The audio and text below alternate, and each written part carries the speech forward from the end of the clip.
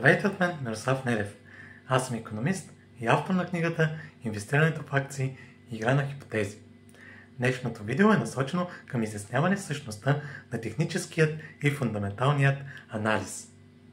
Техническият анализ по своята същност представлява изучаване на движението на цените назад във времето.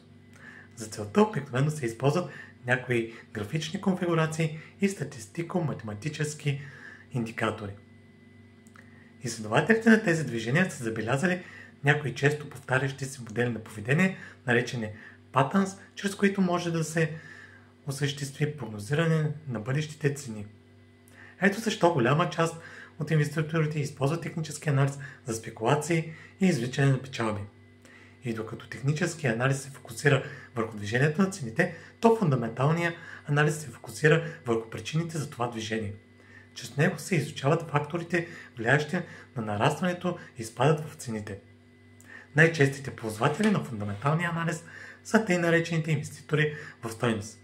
Един цялостен и изчерпателен анализ за тях би следвало да започне чрез изучаване на глобалните икономически процеси, след което изучаване на макроикономическата среда в дадено национално стопанство, нейните отрасли и компании, в които се иска да се инвестира. Накрая инвеститорите в стойност определят една справедлива цена на даден вид акции. За целта те използват някои финансово-математически методи, базиране на приходите от дивиденти, свободните парични потоци в компаниите и други. След определението на справедлива цена, инвеститорите пристъпват към нейното сравняване с пазарната цена. Ако пазарната цена е по-ниска от справедливата, то инвеститорите могат да пристъпят към покупка. Но ако пазарната цена е значително по-висока от справедливата, инвеститорите се въздържат от покупка или продават част от своите акции, за да реализират печалба. Техническият анализ обикновено се използва от по-краткосрочно ориентираните инвеститори, докато фундаменталният от по-дългосрочни.